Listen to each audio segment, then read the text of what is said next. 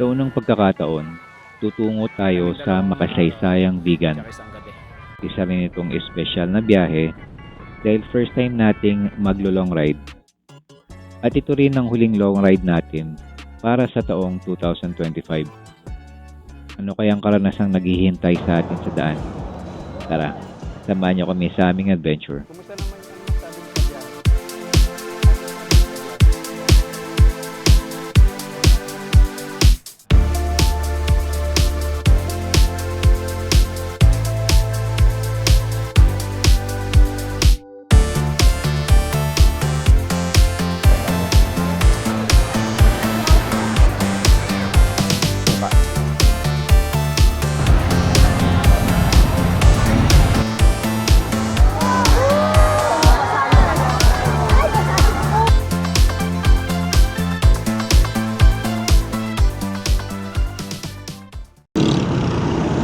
Okay, good morning mga ka-rides. Time check, 5:15 ng umaga.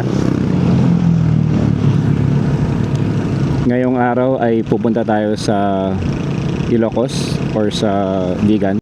First time natin maglo-long ride simula nung nag-start tayong mag-motovlog nitong September 2025. Unang long ride natin to. So hindi naman tayo masyadong namamadali kasi di tulad ng dati nagre-rides ako is balikan. So this time since medyo malayo yung yung destination natin,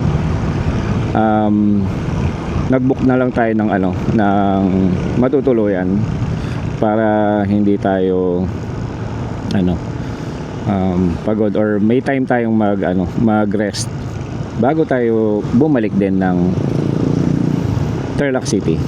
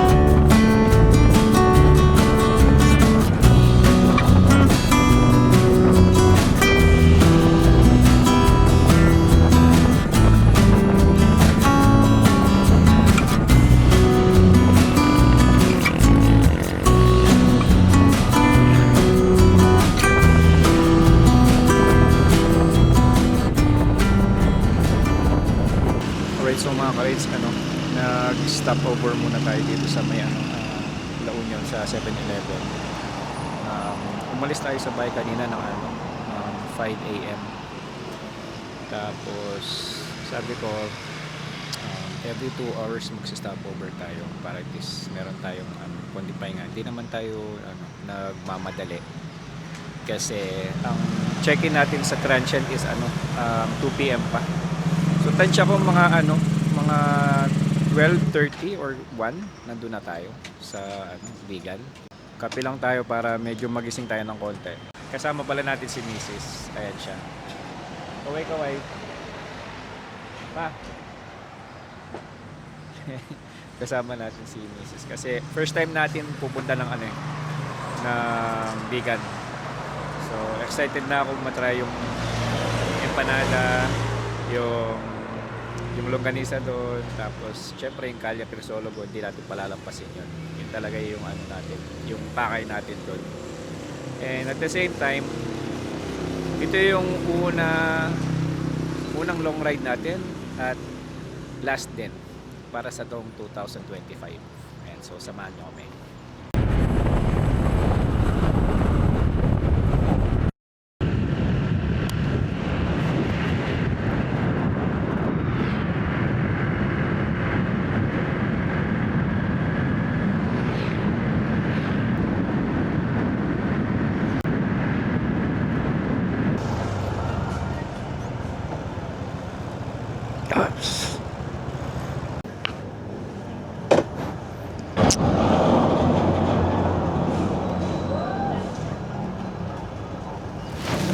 Okay mga ka-rates, kararating lang natin dito sa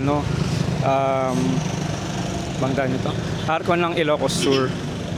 Tapos may narinig tayong malakas na parang bumagsak. Yun pala, itong truck na to tumama dun sa mismong arko. So ang laki ng basag niya sa taas. Nagkalamat, ayun, pinupulot na yung mga bato. Ayun, ang laki ng basag. Ayan. Buti walang nadamay. Ayan. Pero nandito na rin tayo, magpapapicture pa rin tayo.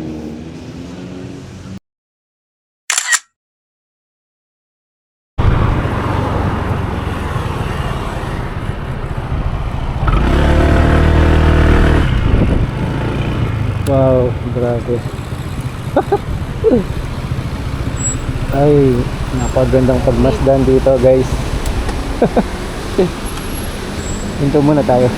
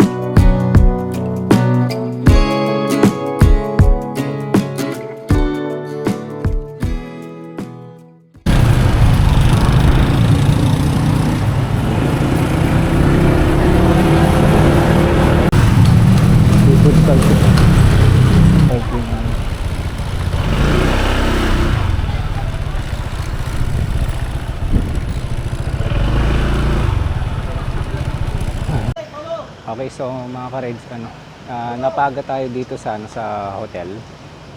Ang gagawin muna natin is kakain muna tayo. Ito yung tutuluyan natin. Ayan. Kumusta naman, ano masasabi mo sa biyahe? Ano masasabi mo sa biyahe? Sabi ko, ang ganda. Hindi natin, saan? O sige, tara. Hindi natin alam kung saan tayo kakain.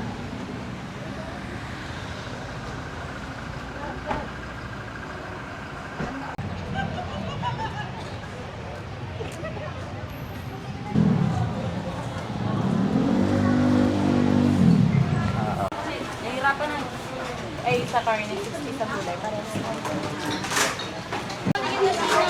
Then may longganisa po kayo. Meron, sir. Okay.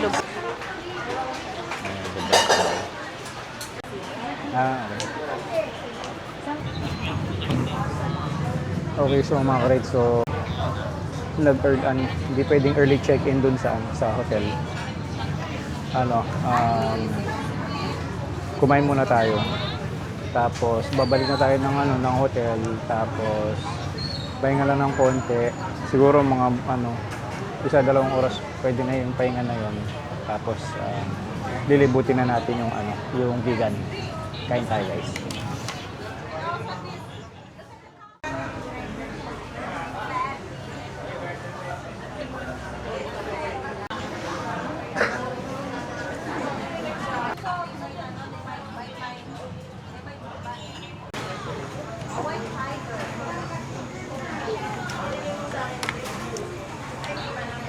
Medyo similar sa longganisang bawang, yung batutay ng Kabanatuan.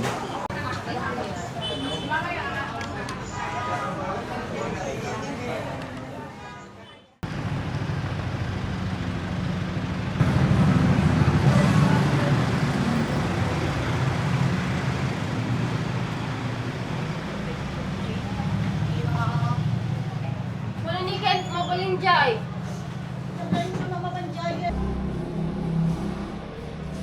Okay, so mga ka-rides, ito yung room natin. Dito tayo magstay ng isang araw. So So magpapahinga lang tayo ng konti dito. Tapos maya maya pag hindi na masyado mainit at nakapag-charge na tayo, lilibutin na natin yung vegan. Ayan. Ganda dito.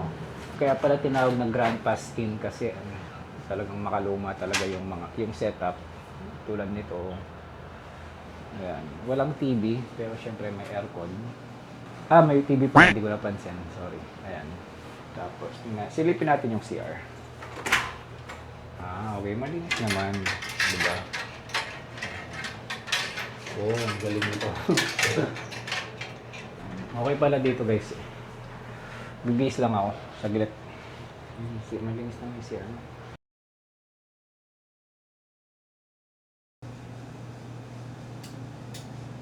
Okay, mga ka-ride. So, nakapaligo na tayo. Nakapag-base na. Medyo nakapag-pahinga tayo ng konti.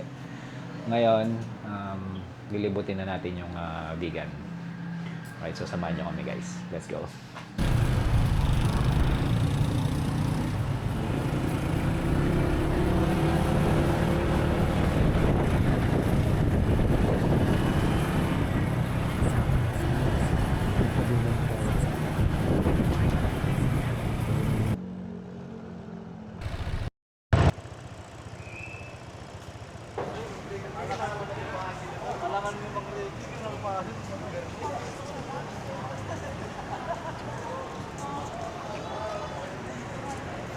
Okay. Ayun pala yung bell tower, guys. Ayan. Mamaya pupunta tayo dyan.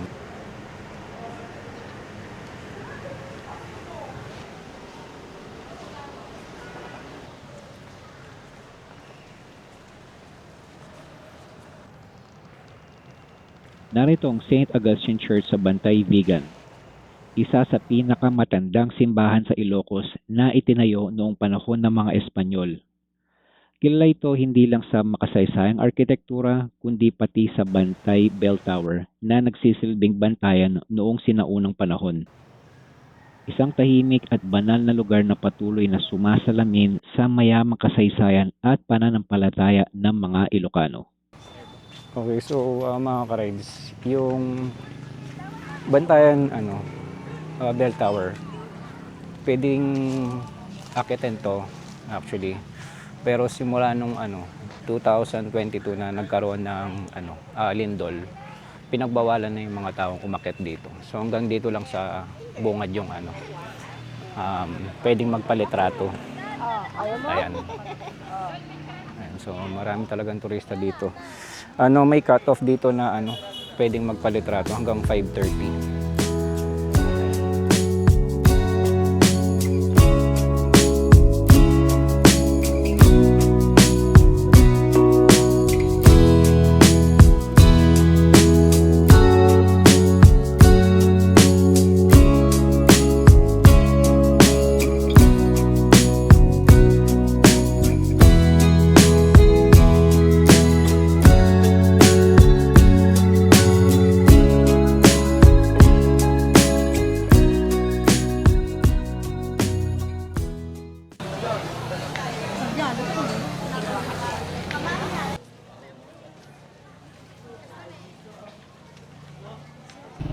Habang naglalakad kami dito sa Vigan, hindi namin inaasahan na may makakasalubong pala kaming kakilala.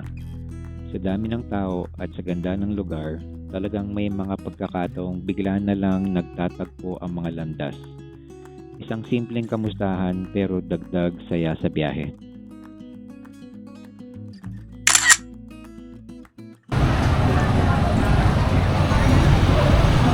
Ano kaya meron dito?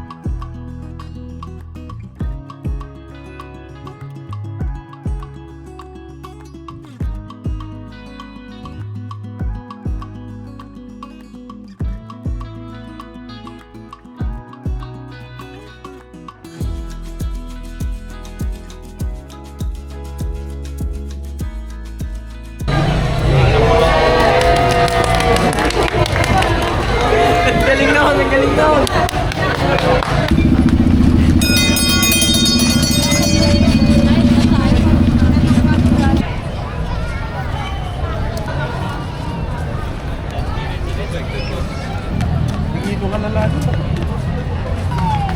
So wala pa tayong plano para bukas.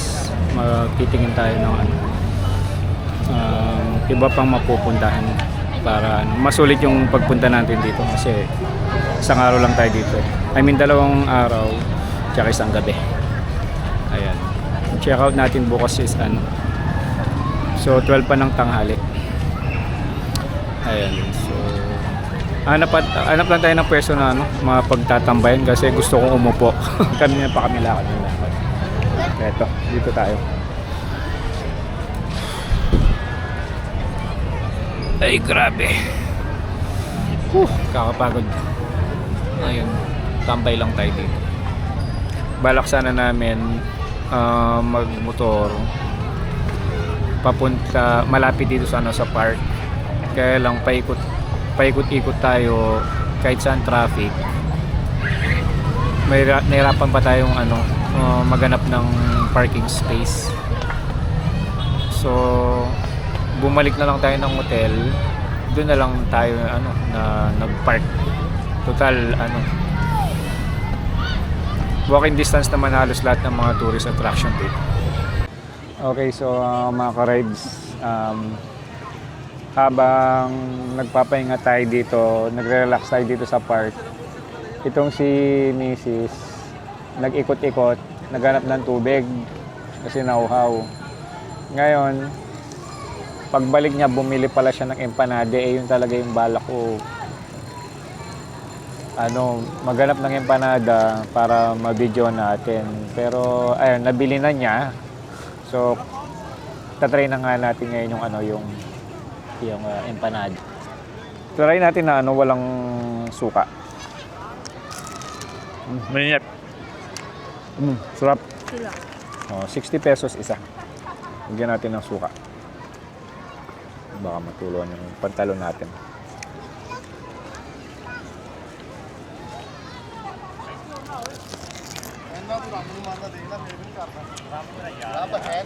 Masarap yung na may suka. Malig kasi tayo sa empanada. Okay, so magsa-start na mga 1 minute na lang.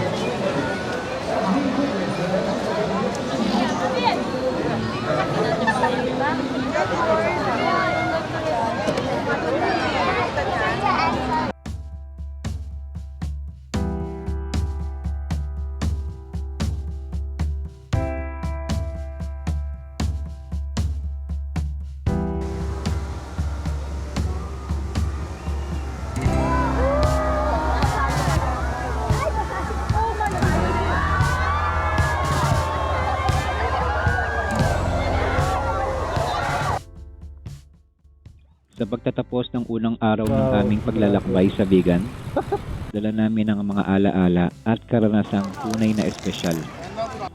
Ito pa lamang ang simula, mas marami pang kwento ang susunod. Abangan ang ikalawang bahagi ng aming vlog. Shoutout sa mga Hanggang sa muli.